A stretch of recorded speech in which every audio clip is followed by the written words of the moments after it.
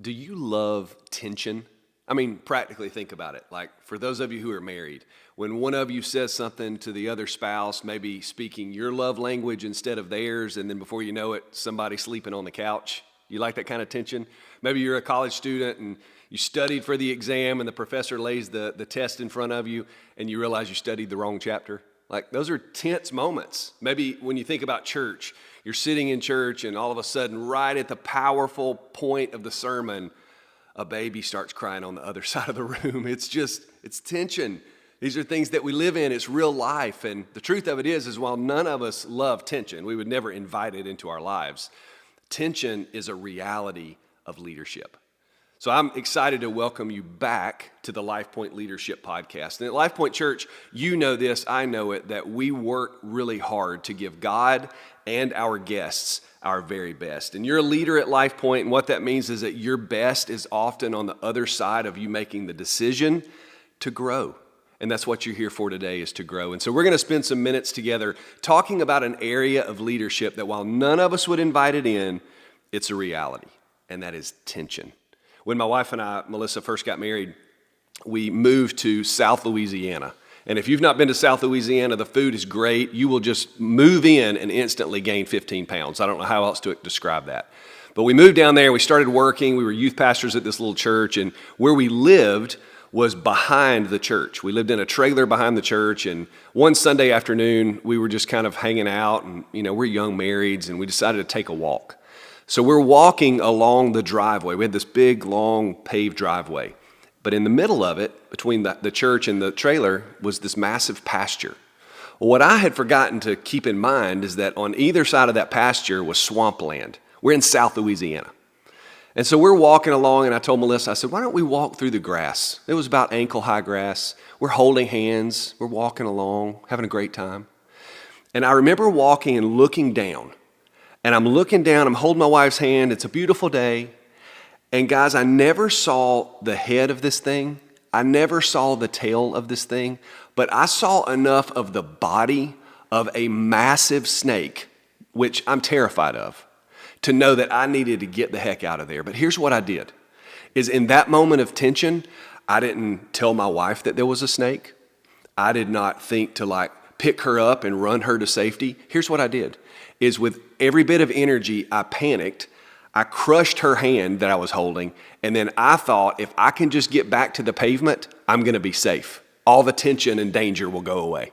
And so I took off running to the pavement. About halfway down the road, I realized I have left my wife. And about the time I realized it, you know what I heard?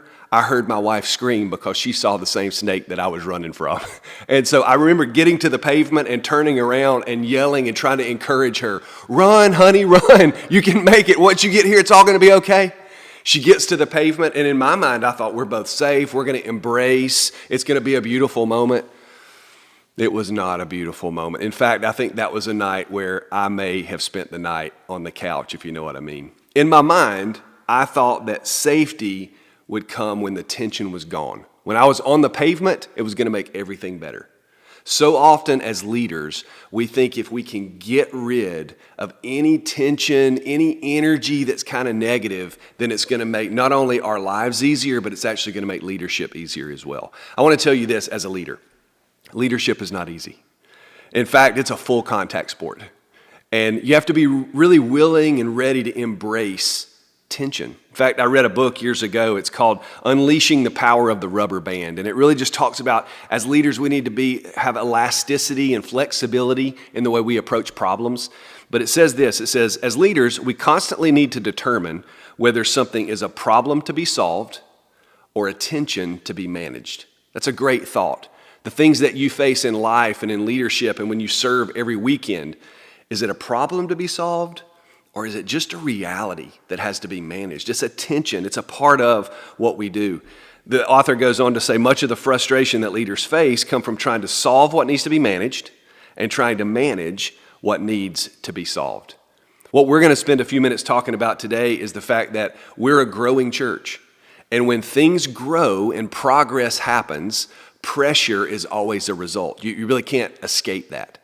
And pressure is the crucible of leadership, because what we want to do when pressure arises as leaders is we want to hit the easy button, we want to run to the pavement, and we want to make all that tension go away. Tension will never go away as long as we're continuing to take ground for the kingdom's sake, as long as we're continuing to reach lost people. Hey, as long as our campus parking lots are continuing to fill up, as long as people are drinking all of our coffee on Sunday mornings, as long as kids are still crying in the nursery, tension's going to happen. So what do we do? What's interesting, the book of James says it this way. In James chapter 4, verse 1, he unearths a tension. And he says, this isn't just relevant to your world, this is actually relevant in Bible times. He says, what causes fights and quarrels among you? Sound like a tension to you? It does to me. He says, here's what causes that. When you want something, but you don't get it. He essentially says, when you have more people, when you have more energy, when you have more progress, tension is going to occur. So let's talk really briefly about 3 tensions that in local church, as you as a leader in the local church at Lifepoint, and just in life in general. These are 3 tensions that you're going to run into, and you have to ask the question, is this a problem to solve, or is this just a tension to manage? Here's the first one. The first tension is the tension between the system and the spirit. The tension between the system and the spirit. I don't know about you guys, but I love to travel.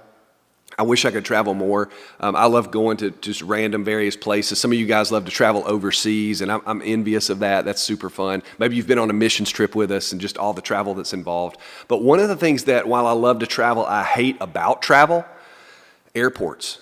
I just do not enjoy airports. Some of you guys have been stranded at airports even recently. Like, it's just not the most fun when you're traveling through an airport. And if you're like me, while I really hate the process of the airport, I still really love to take the trip.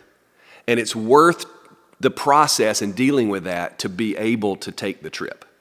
Can I tell you that as Lifepoint Church continues to grow, as God's presence continues to be just breathed into and on our church, as hands continue to go up on the weekends and people continue to say yes to Jesus, and growth continues to occur, what that means is that systems have to be implemented. It means in the area that you serve, we have to put certain systems in that sometimes we don't love, but we have to understand that they have a purpose.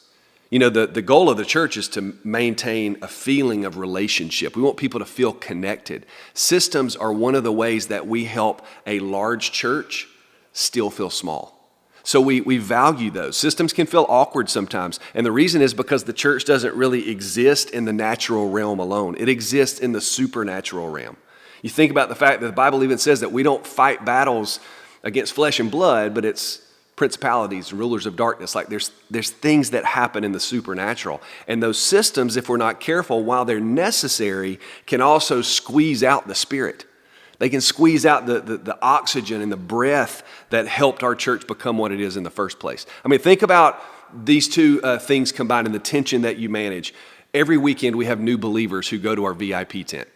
Every week there's decisions that you're making of, I know the play that I should run, I know the system that I have, and 9 times out of 10 that system works perfect. But then there's that 10th time. That one time that you have somebody who comes who just needs a little extra something that's not in the system, it's not in the script that you have. Maybe they need to talk to a pastor who's just not there, and it means you need to leave your post, which is against the system, and you need to walk them somewhere, because what we understand is that people are always over process. We want to follow the Spirit always over the system.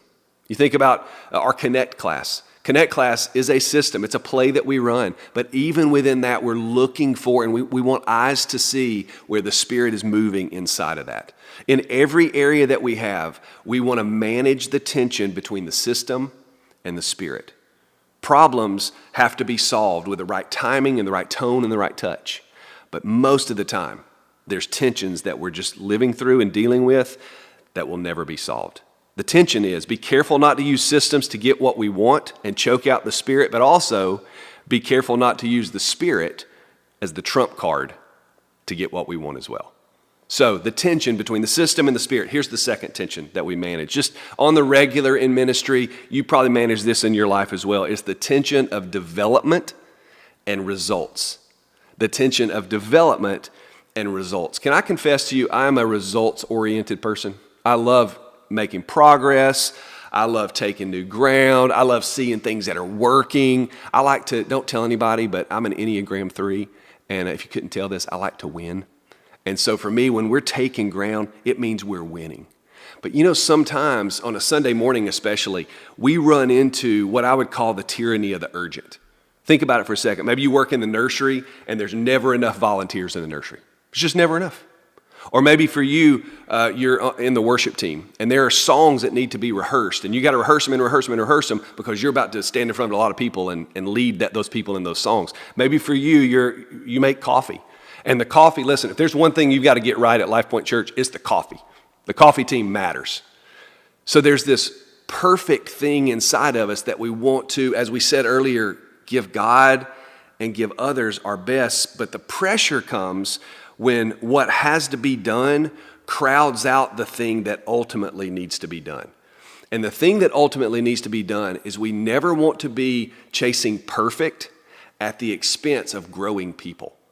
We always want to make sure that our ultimate goal is that we're preparing the church and we're preparing whatever area we serve in and lead in for what happens when we're not there, that we're replacing ourselves. I think about the Olympics that just took place and the Olympic gold medal winning men's basketball team. Listen, this team was filled with LeBron James and Steph Curry, Kevin Durant. Those were just sort of the frontline people.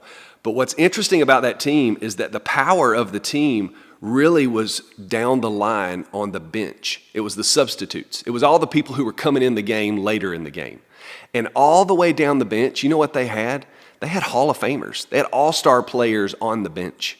They developed with intentionality a very strong second line. Can I say to you, if you're a leader at our church, that we are never stronger than the depth of our bench. We're never stronger than the leaders who are behind us. And so as a leader, the tension that we're managing is while we've got to make progress, we've also got to develop people. Deuteronomy chapter 6 speaks to this when it says, and it's a familiar passage, you've probably heard this, but it says, "Hear, O Israel, the Lord your God, the Lord is one. Love the Lord your God with all your heart, with all your soul, and with all your strength." And then it goes on, it says, "These commandments that I give you today are to be on your hearts." Listen to this. "Impress them on your children." A little development sounding there. And then here's how he says to develop. This is a great system for development. One, it's found in verse 7. It says, "Talk about them when you sit at home." If you have your Bible, you can underline that. When you sit at home, and then talk about them when you walk along the road. When you sit and when you walk. I think there's two areas where we need to make sure we're developing people. The first one is when you sit. It's actually sitting with people and developing them with intentionality. I'll give you a really simple system to run to help develop people that way. And here's all it is. You take a book. It could be a leadership book, a spiritual book. It could be a book of the Bible. And you tell everybody on a system, a calendar, like regularity, maybe it's once a week, once a month, once every other week. You say, read a chapter of the book, and we're going to meet together, and I'm going to ask you two questions. The first question is, what did you learn? And the second question is, what are you going to do with it? Super simple. That is intentionally sitting down and developing a leader. Here's the second thing, though. It's not just when you sit, but it's also developing leaders when you walk, when you move along. For you, this would be like on a Sunday morning. It's making sure that when you lead your area, that you never do that alone. It's a great way to just think about that is anything that you do, just don't do it alone. Make sure that you have someone there with you. And a rhythm of this that I heard years ago that just bears repeating is that when you have someone with you, maybe a shadow or an apprentice, if you will, and they're leading with you, a great rhythm is this, is that first is I do and they watch. I'm going to do what I'm doing. I'm going to make sure that they're right there along with me watching. When you do that, make sure you're articulating the reason why you're doing the things you're doing. So I do, they watch. The next step would be I do and they help. That now I'm still explaining, but I would actually say I would be asking them questions of, hey, why are we doing this right now? Why are we doing it this way? It's active development. So I do and they watch. I do and they help. The next step, and this is really where you're really developing some leaders, is they do and I help. Now I'm following their lead. Here's the tension when you're doing that is that you can't rescue them. You actually got to let them maybe not do it as perfect as you would. All you're there to do is just to help. Ask some guiding questions. Be very careful not to give too much guiding knowledge ahead of them. And then here's the final way. If you're going to move into that season where they do and you help, the next step is is that they do and I watch. I'm on the sidelines. I've got a cup of coffee and I'm just cheering them along as they do it. That is development when you sit and development when you walk. And now the third and final tension that we manage. And this one is a lot more internal, introspective than it is anything that happens in a lobby on a Sunday morning in your leadership. And it's the tension between the image of me and the image of God. It's the tension, let me say that again, between the image of Kevin and the image of God. Maybe another way to say it is the tension between building the kingdom of Kevin and building the kingdom of my Father in heaven. You can put your name in there as well, because every leader is forward-facing. Every one of us wants to accomplish the mission that we're out there to accomplish. We want to continue to point people to life in Jesus, but because all of us are wired the way that we are, and all of us are have a sinful nature, there's something inside of us that has to make sure that we're balancing the tension of the internal struggle between, as the Bible describes it, the old man inside of us, that old sinful way, and the new man inside of us, the new creation in Jesus. We're making sure that we're managing that and wrestling through that tension at the same time that we're wrestling through tensions externally. There's a wrestling match between what God is doing in you and between what God is doing through you. And one mark of maturity is knowing this without letting it derail you. It's a journey of faith. We're not going to arrive at the destination of it until we get to heaven. So on this side of eternity, we wrestle through it and we stay faithful to it. In the book of Psalms, Psalm 78, King David is described. And this verse is probably, for me personally, like my theology of leadership, if you will, but it describes David. And it says in verse 70, it says that he was chosen by God out of the sheep pens. He didn't really come from anywhere of that much nobility. He was rescued from tending the sheep, and he was brought to be the shepherd of his people, Jacob, his inheritance. And then in verse 72, it gives this beautiful example, this picture of the tension that's inside of us. It says David shepherded them. He shepherded the nation of Israel, meaning it was something that was from the inside. He shepherded them with integrity, that he had character, that he cared for people with character. And then it goes on, and it says, with skillful hands, he led them. So look at the dichotomy there. He cared for people, and it came out of this overflow of character in his heart. But he also took people somewhere, and it came out of the competency that he held in his hands. You have the same thing. You have competency. God has placed it in you to take someone somewhere. But may we never forget that the first thing that we've got to tend to is what's on the inside. It's our character, it's our integrity. It's that tension going on the inside of us between the kingdom of me and the kingdom of God. It's an internal tension that we constantly live with. So how do we navigate this tension? I want to give you 3 kinds of relationships that I think help you tend to the heart and make sure your character stays strong. Here's the first type of relationship. I call it community. It's community. It's making sure that you have a larger circle of people that can help hold you accountable and lift you up and spur you on when you need it. For me, if I'm being honest, one of mine is CrossFit.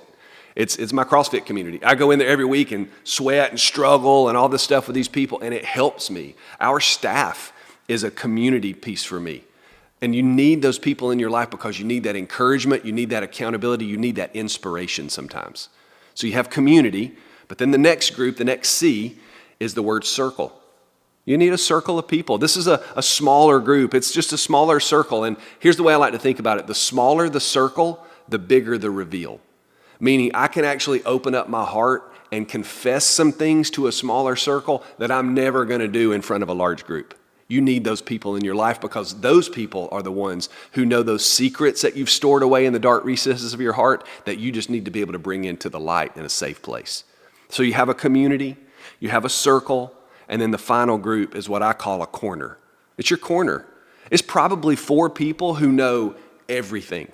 For me personally, these 4 or 5 people in my life, they practically have passwords to everything that I'm a part of. Every email address, every social media platform, they have the passwords to all of it. I haven't given them my bank account passwords yet. I just don't know if that's really, that they would look at it and be sad for me, all right? But they have everything else because for those people, they have permission to proactively look into the dark corners of my heart. So you got to make sure you have a community, make sure you have a circle, and make sure you have a corner. And those things will help keep you healthy and help you manage the tension on the inside.